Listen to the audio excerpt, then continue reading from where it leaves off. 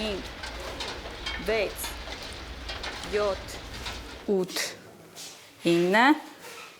10.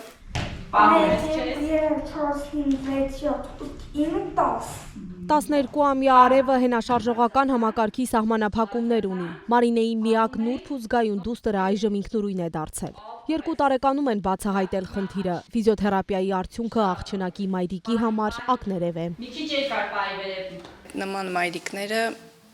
գուցե բոլորը չասեմ, բայց հիմնականում այդպես է, իրանց մեծ ի վերուս տրված է այդ ուժը։ Եթե տրվել է նման յուրահատուկ, առանձնահատուկ բալիկներ, ուրեմն Աստված ի վերուս տրել է իրանց մեջ այդ ուժը, որ կարողանան հաղթահարեն բոլոր դժվարությունները եւ օրինակ լինեն մյուսների համար։ Հույսի եւ հավատի օջախ հասարակական կազմակերպությունն է մեկ հարկի տակ հավաքել սահմանափակ կարողություններ ունեցող երեխաներին, նպատակ ունենալով նրանց շրջանում զարգացնել մանկական սպորտը։ 45 շահառու ունի այս պահին հաստատությունը։ Նրանք ֆիզիոթերապիայի եւ հոգեբանի հետ աշխատանքի շնորհիվ փորձում են դառնալ ավելի ինքնուրույն։ Դուք տեսնում եք մեր տարածքը իհարկե շատ մեծ չի, բայց մենք տեղավորեցնում ենք կարելի է ասած ըստ ժամերի մեր աշխատանքները տանելու համար։ Կա խնդիրը կապանում, քանի որ մեր երեխաները հասնում են մայրաքաղաք, այս նույն պրոցեդուրաները ստանալու համար ինքն էլ վճարովի։ Իսկ մեր մոտ լրիվ անվճար է ընթանում պարապմունքները, քանի որ ֆինանսավորվում ենք ծրագրի համար։ Փորձում ես այս մկաներով աշխատես, ոչ թե փորով, դա։ 7 տարի ոլորտում աշխատող Ալվարդը յուրաքանչյուր երեխայի փոքրիկ հաջողությամբ ուրախանում ու ավելի մեծ ոգևորությամբ է անցկացնում պարապմունքները։ Անհատական մոտեցումն այս գործում առաջնահերթություն է եւ նպատակին հասնելու գրավական։ Ապրես։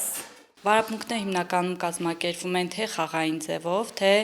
անհատական մարզումներով, կախված յուրաքանչյուր երեխայի խնդրից։ Երեխաներին հիմնականում հասնում ենք այն արդյունքին, ինչը որ մենք միասին ենք ուզում, այսինքն տեղից տեղ տեղաշարժվելով, եթե երեխան նախկինում չէր կարողանում, իսկ հիմա մեր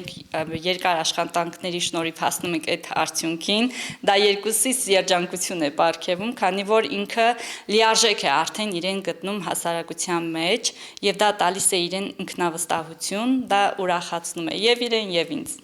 Ֆիզիոթերապիայից բացի խնդիրներ ունեցող երեխաներն ու նրանց ծնողները ստանում են հոգեբանի աջակցություն։ Համապատասխան գույքով հագեցվածությունն ու մասնագետի աշխատանքը չեն կարող լիարժեք պտուղ տալ, եթե չլինի ծնողի շահագրգռվածությունը։ Մինչև 2017 թվականը կազմակերպությունը բարեգործական տարբեր ծրագրերով էր գումար հայթայթում, բայց արդեն գրեթե 10 տարի է այդ կարևոր ու պատասխանատու առաքելությունը հանձն է առել Զանգեզուրի պղնձամոլիբդենային կոմբինատը։ Ձեռնարկության կայուն հովանավորության շնորհիվ սահմանափակ կարողություններով երեխաներն ու պատանիները թերապևտների օգնությամբ մարզվելու հնարավորություն են ստացել։ 2017 թվականից ԶՊՄԿ-ն ֆինանսավորում են մեզ, ու մենք այդ ծրագրի շրջանակներում տարբեր միջոցառումներ, տարբեր պարապմունքներ ենք անցկացնում։ Այո, իրանց շնորհիվ մենք այսօր կարողանում ենք գոյատևել։ Իրանց շնորհիվ կա կազմակերպությունը, քանի որ միակ հովանավորն է մեր կազմակերպության, որ հովանավորում է ու մեր ծրագիրը շարունակվում է։ Եթե չլինի իրանց հովանավորությունը, ինձ թվում է այս երեխաները կզրկվեն ամեն ինչից, քանի որ նման տեղ չկա, որ կարողանան երեխաները հաճախեն ու նման ծառայություններից օգտվեն։ Հանքարդյունաբերական հսկան ծրագրի կյանքի կոչման համար հատկացնում է տարեկան 4 միլիոն դրամ, որով ձեռք է բերվում համապատասխան գույքն ու ապահովում մասնագետների աշխատավարձը։ Զանգեզուրի պղնձամոլիբդենային կոմբինատը բազմաթիվ սոցիալական ծրագրեր է իրականացնում Կապան համայնքում, Կապան համայնքի ազդակիր տարածքներում։ Նմանատիպ մի ծրագիր իրականացնում ենք Կապան համայնքում։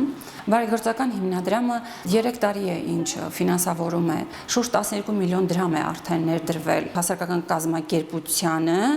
որպեսզի կարողանան հոգան իրենց խնդիրները եւ լինեն երեխաների եւ ծնողների կողքին։ Այստեղ չեն ժխտում, օգնության կարիք ունեցողները շատ են, հնարավորությունները ցավոք սահմանափակ։ Շահառու երեխաներից ոմանք ունեն նաև այլ ծառայությունների կարիք, որոնք կենտրոնում առայժմ հասանելի չեն, բայց դրանց ընդլայնման ուղղությամբ արդեն իսկ քայլեր են ձեռնարկվում։ Նարեխ Խաչատրյան, Ռոբերտ Օհանջանյան, Սյունիք լուրեր։